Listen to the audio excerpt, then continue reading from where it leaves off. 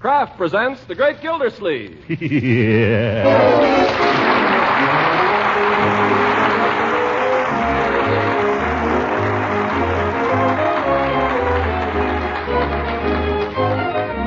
Kraft Cheese Company, who also bring you Bing Crosby every Thursday night, present each week at this time Harold Perry as The Great Gildersleeve, written by John Whedon and Sam Moore. We'll hear from The Great Gildersleeve in just a moment. Meantime, let me tell you what a friend told me the other day. She said, "We tried spreading parquet margarine on our bread for the first time last week, and we were certainly surprised. Why, it's really delicious." Well, I don't know why anyone should be surprised that parquet margarine tastes so good, because parquet margarine is made by Kraft. Yes, and made to be just as good-tasting and nutritious as all of Kraft's fine foods. Parquet's flavor is delicate and appetizing, just right for a really satisfying spread for bread. And what's more, parquet margarine adds important food values to meals. It's an excellent energy food, one of the best you can serve. And besides, every pound contains 9,000 units of important vitamin A. Yes, parquet margarine is both nutritious and delicious, and it's wonderfully economical, too. So why not treat your family to parquet margarine tomorrow? Just ask your food dealer for Parquet, P-A-R-K-A-Y. Parquet margarine made by Kraft.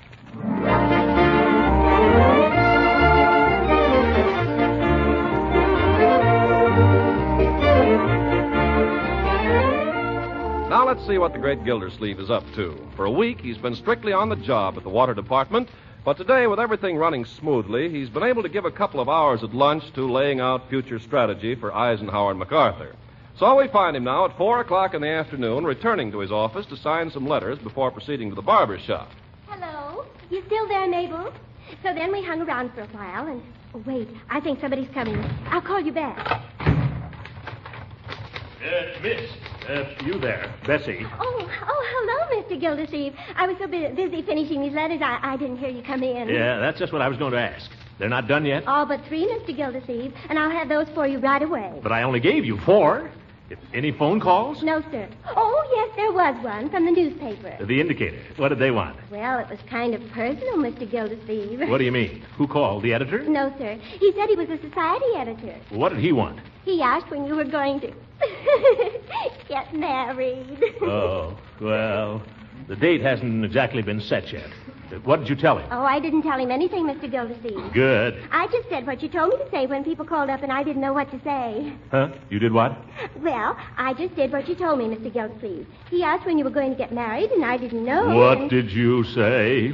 We regret there's been a slight delay owing to the shortage in manpower. That's all, brother. That'll fix it nicely.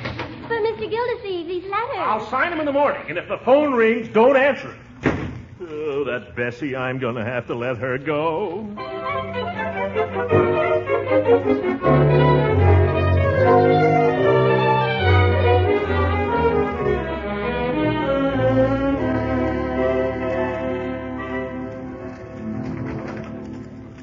Well, speak of the devil. Oh, hello, Floyd. Judge and I were just talking about you, Mr. Gildersleeve. Are you living at this barber shop now, Hooker? Every time I come in here, you're here. Every time I'm here, you come in. Yes, well, just give the judge a quick trim, Floyd. There's no use trying to make him look good. Gildersleeve, go over there and sit down, will you? And keep out of my hair. Very good.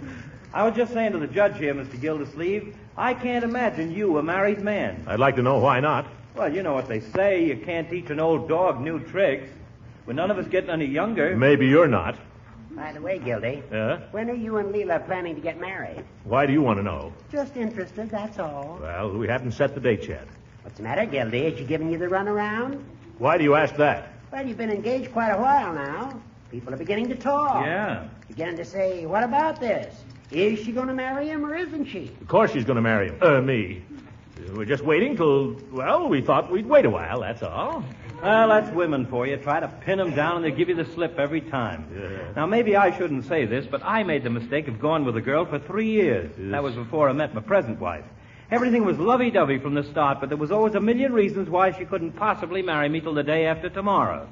So in the end, what happens? A cattleman from Kansas moves in, and I wind up married to my present wife, which is okay. We've got a nice little place there. Now, you take my advice, Mr. Gildersleeve. Don't make the mistake I made. Pin her down. Get tough. Yeah, Floyd, you could be right. Get tough. And what's more, they love it. Why, 20 years ago, if I'd known as much about women as I do today, it would have been a different story. You'd have married the other girl? I wouldn't have got married at all. Wait a minute now. You got me confused.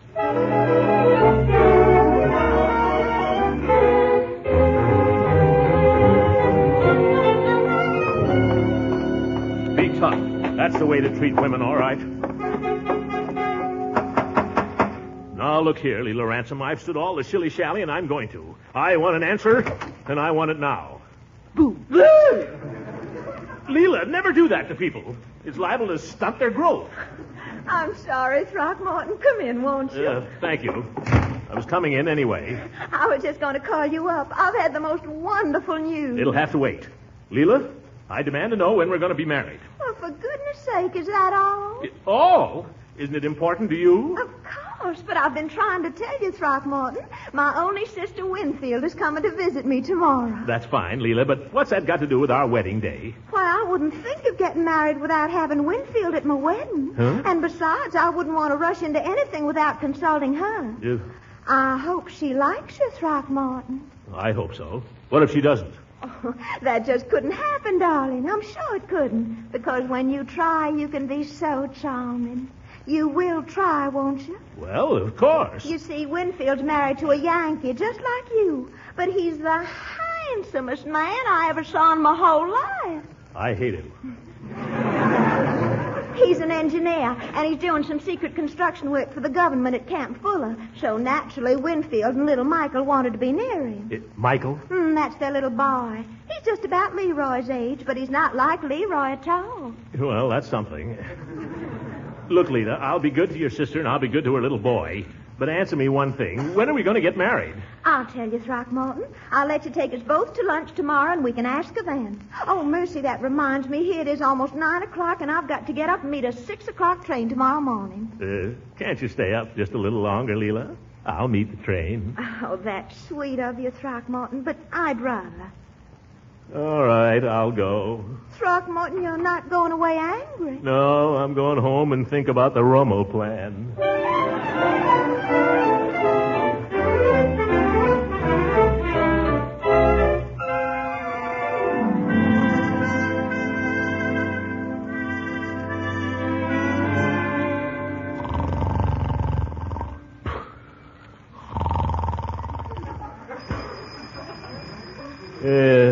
Wedding bells.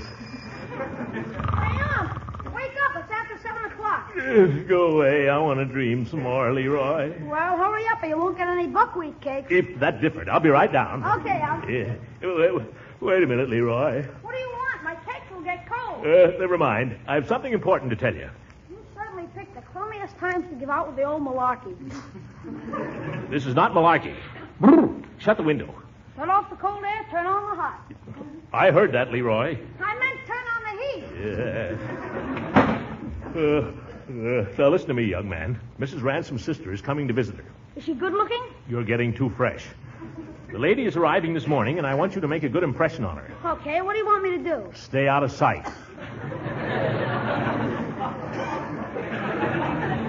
She has a little boy, and when the proper time comes, it may be all right for you to play with him. But until I say so, don't you go near him. For goodness sake, what's going on up here? Oh, good morning, Marjorie. I was just about to get up. I sent Leroy up because Bertie's making buckwheat cakes, and now Leroy's cakes are cold. Oh, I'm sorry, my dear. I was telling him how to behave himself while Mrs. Ransom's sister is here. Oh, when does she come? This morning. I'm meeting him for lunch today, but we'll have him here soon. And I want everybody to be as nice to her as possible. Well, I'll certainly do all I can, Uncle Mort. And I'll keep an eye on Leroy. Oh, sure. Let's all keep an eye on Leroy. No, young man. You better start keeping an eye on her, Unc. If you know what time she came in last night... Leroy, mind your own business. Mr. Gildersleeve, what's the matter with this family? Good morning, Bertie. I've been cooking here a long time, but this is the first time my buckwheat cakes ever run into a boycott. Now, Bertie. It's discouraging, Mr. Gildersleeve. Oh, but your buckwheat cakes are wonderful, Bertie. Maybe they are and maybe they ain't. All I know is that you and Leroy walked out on them, and your uncle won't even get out of bed to try a sample. But, Bertie, I was telling him about Mrs. Ransom's sister. She and her little boy are coming to visit Mrs. Ransom, and all of us must do our very best to make them happy. Yes, sir. That gives me an idea. What's that, Brady? I wonder, do they need a good cook? No, gangway, everybody. Get downstairs and plow into those buckwheat cakes.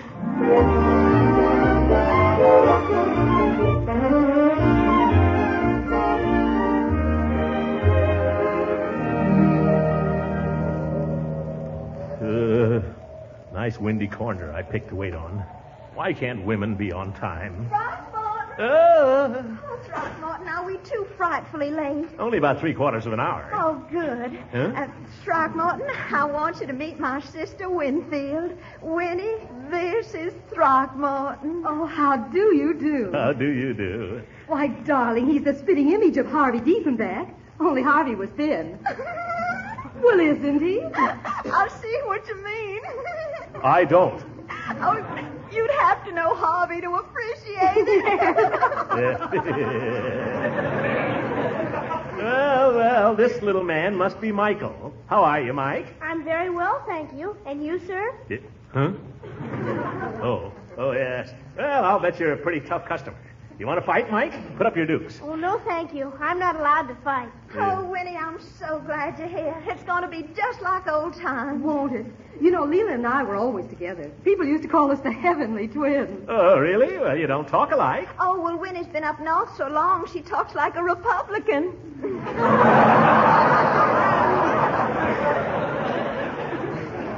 But in the old days, we were more like chums than sisters. Remember when we used to go on dates together? And dress alike. Oh, you remember the summer at Virginia Beach when we switched bows? Yes, and remember the summer I was so crazy about Tubby Walker? Till the day of the picnic.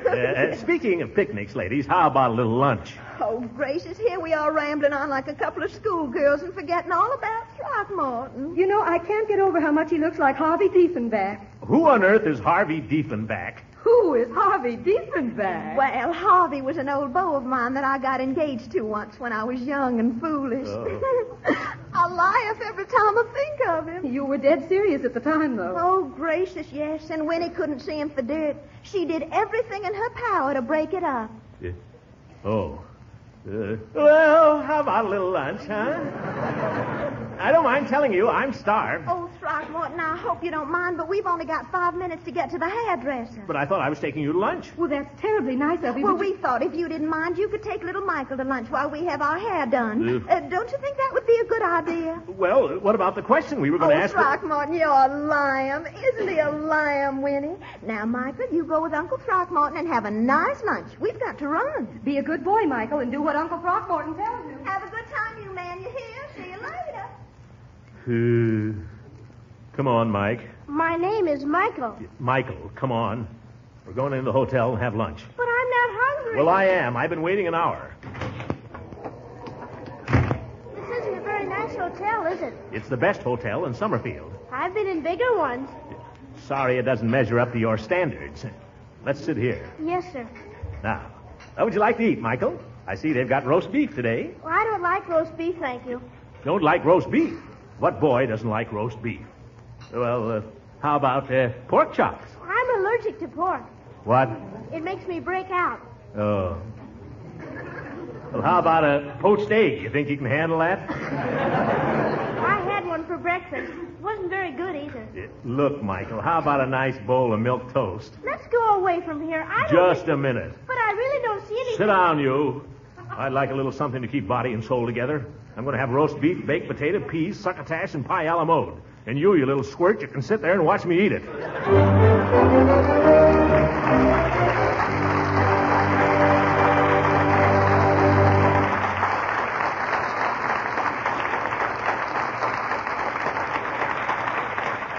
The great Gildersleeve will be with us again in a few seconds. I'm sure you mothers and housewives have noticed that when you cook or bake something especially good for your family, it disappears mighty fast. Well, the same thing often happens to a food product that's exceptionally good, and that explains why your food dealer may sometimes be temporarily out of Parquet margarine, Kraft's delicious spread for bread. Of course, Kraft is doing everything possible to keep dealers supplied, but these days so many people prefer Parquet margarine that some dealers just can't keep up with the demand. Now, I don't mean to say that you can't get Parquet margarine. Likely as not, most of the time you can. But it is wise to watch your dealer's stocks and buy Parquet whenever he has a supply. Remember, Parquet is an excellent energy food and a reliable year-round source of vitamin A.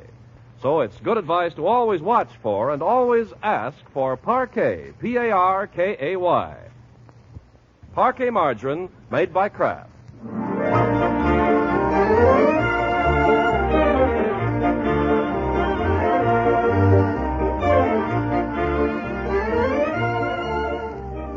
Now let's see how the great Gildersleeve is coming. The last we saw of him, he was stuck with little Michael at lunch while Leila and her sister went off to the hairdresser's. Well, lunch is over now, and a couple of hours have passed, and we find Gildersleeve plodding up the front walk to his house, still with little Michael. Come on. What are you waiting for? Why are we going in here? This is where I live. Oh, it's kind of funny looking, isn't it? Listen, I know it's not much, but it's home to me. Now, come on. Whose bicycle is that? That's Leroy's bicycle.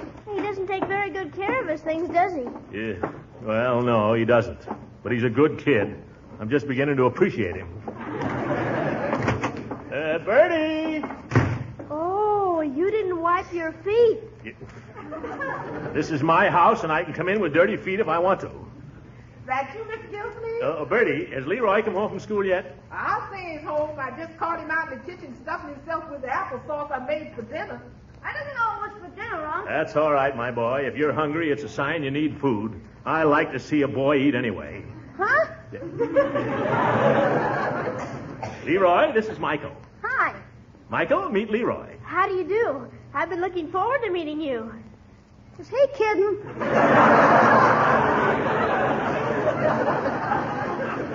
Now, Leroy, remember that Michael is your guest.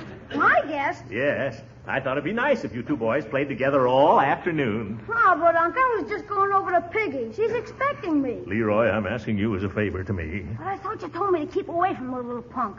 Listen, you entertain the little punk and don't give me an argument. Mother says it's not polite to whisper. Yes, and you're right, too, Sonny. Here, Leroy, here's $1. Take it and entertain your little friend in any way you see fit. Okay, come on, Mike. Where are we going? Down to the drugstore.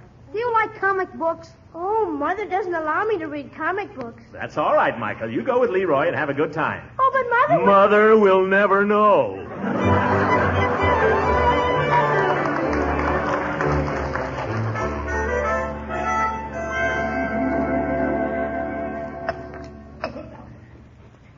Boy, that was a short soda.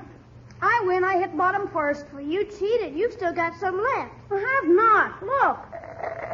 Well, anyway, I made mine last longer. Sour grapes. And when I finish this one, I'm probably going to have another. Yeah? Who's going to pay for it? Oh, I've got money. Oh, mister! His name is Peavy. Yes? What can I do for you, young gentleman, now? I'll have another chocolate raspberry soda. Well, sorry, son, but we have a rule here, only 2 of those to a customer. I suppose you think if you make me another one, I'll be sick.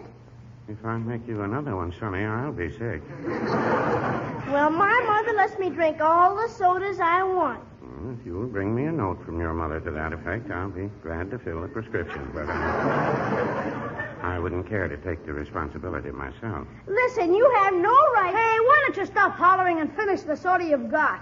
I don't want to. I paid for it. You go on and finish it. I don't want to. Why not? I don't think I feel very well. Here, give it to me. I'll finish it. Oh, here you are. Hi, Unc. Hello, Mr. Gildersleeve. Leroy, where in the world have you two been? Right here. You know what time it is? Michael, your mother's been looking all over the place for you. She's just about crazy. Well, I'm afraid our young friend here has overindulged a bit, Mr. Gildersleeve. Yeah? What do you mean? I don't feel very well. Oh, my goodness, look at him. Spots.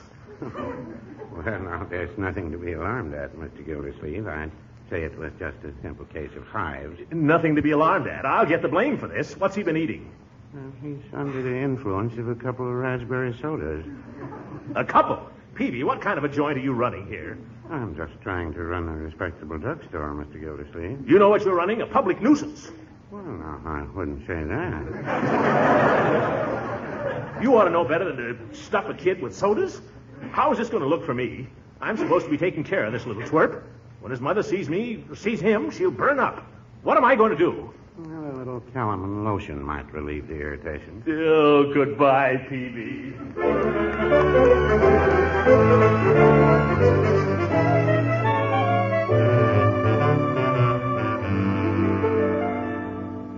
Oh, it's you, Throckmorton. I won't come in. I just wondered if little Michael is better today. A little better, I think. Fine. Keep him warm. Leila, I wondered if you'd care to go to the movies with me tonight. Bing Crosby and something or other. Oh, I'd love to go, Throckmorton, but Winfield's crazy about Bing. Why don't you take her instead? Well, that'll be all right, only... Oh, thank you, Throckmorton. I know she'll have a lovely time.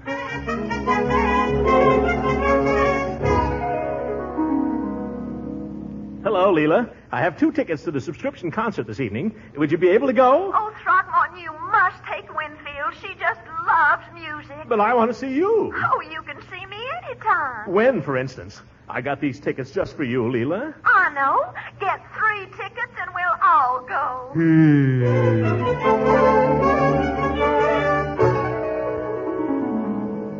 Leila, you're going out to dinner with me tonight. But Throckmorton... No, I won't take no for an answer. I haven't seen you alone for a week. Well, I'd love to, Throckmorton, but I just don't like to go out and leave Winfield alone. I got that all taken care of, too. Judge Hooker's going to take Winnie to dinner and the movies. Oh. Now, will you have dinner with me, or do I have to kidnap you? Oh, Throckmorton, you're so masterful.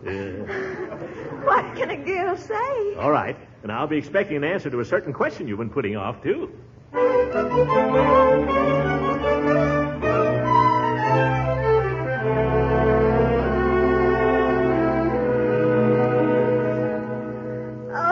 Goodness, Throckmorton, that was certainly a wonderful dinner. Well, I'm glad you liked it. Oh, but it's nice to be home here with just you. I hope Judge Hooker took Winfield to a nice place. Yeah, don't worry. The judge is a spender. They're probably at the movies by now. Well, I'd rather just sit here by the fire with you and talk. Yeah, me too.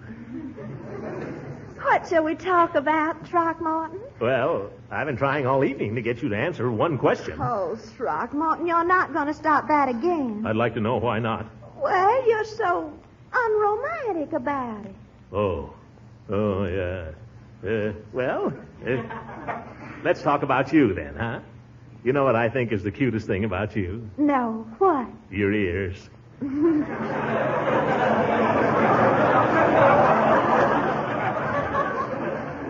Your ears are so pink, and they stick out. Why, Throckmorton. From under your hair, I mean. Oh. You know, there's something I've been wondering for a long time. What? If you kiss a person in the ear, do they feel it or hear it?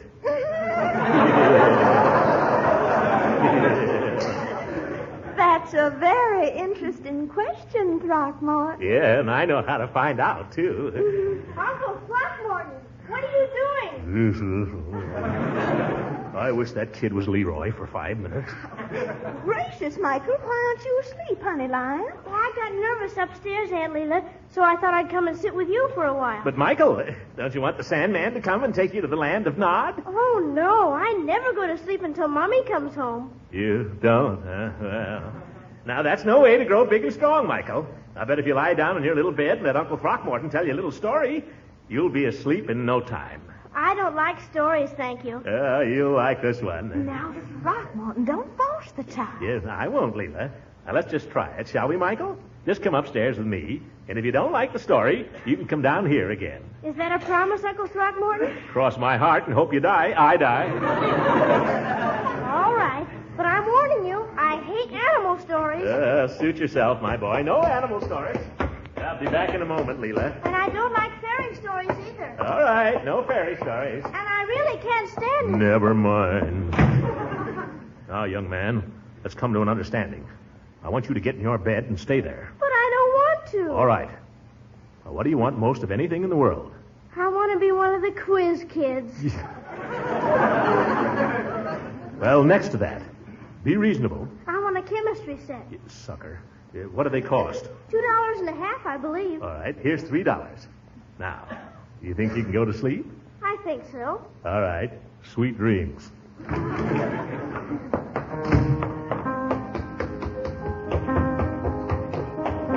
Why, Throckmorton, you're wonderful. nothing, Leila. I have a way with children. I didn't realize you were such a storyteller. You'd be surprised. Oh, don't stop playing, Leila. That was beautiful. Well, if you really enjoy it. Tell me the story you told Michael, won't you? What, and put you to sleep, too? I'll bet it wouldn't. Tell me a story, Throckmorton. All right, I'll tell one just for you. Once upon a time, there was a beautiful princess named Leila. She was the prettiest princess in the whole world. Is the princess asleep for 100 years on account of a witch? Uh-huh, that's right. And what does it take to wake her up? A kiss? From a prince? No, from a water commissioner.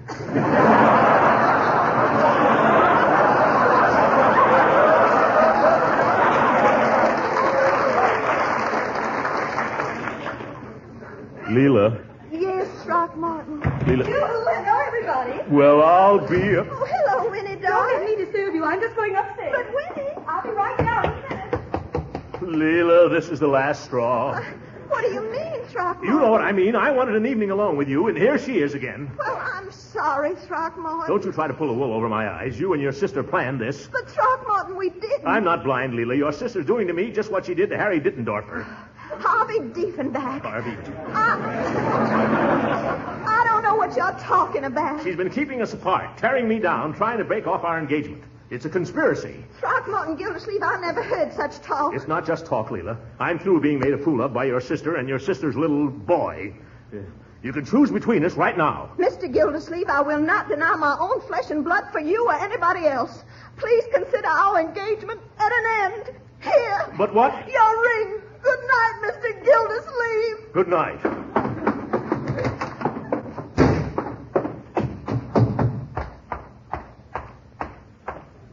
Hello, Gildy. Hooker, what did you bring that woman back here for? Why, we're on our way to the movie. She just stopped in to get her lipstick. Oh!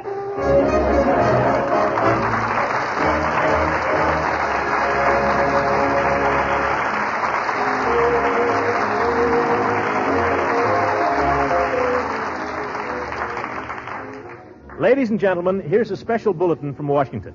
Price Administrator Prentice M. Brown announces that effective today, shoes are rationed. This includes all shoes with leather or rubber soles. Wartime requirements make this necessary. Every person will be entitled to buy one pair of new shoes during the next 4 months. There are only 3 things you must know. First, no shoes may be sold to consumers until Tuesday. Second, beginning Tuesday, every person is entitled to buy one pair of shoes with stamp number 17 of War Ration Book 1, the Sugar and Coffee Book. Third, the shoe stamp from the ration book of one member of a family may be used for any other member of that family group living in the same household. And here's a special word for shoe dealers.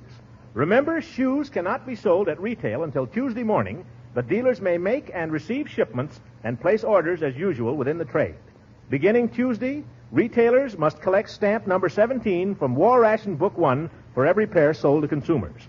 Supplies are large enough to provide everyone with shoes and to give everyone his fair share. Good night, everybody. This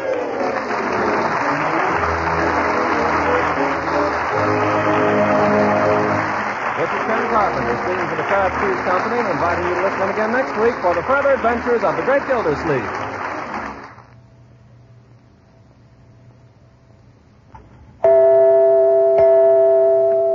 You women are having your shopping troubles these days. So let me tip you off to a quick solution to that main dish problem. At your food store, whenever you see the yellow and blue package marked Kraft Dinner, think of this. Macaroni and cheese ready in 7 minutes cooking time.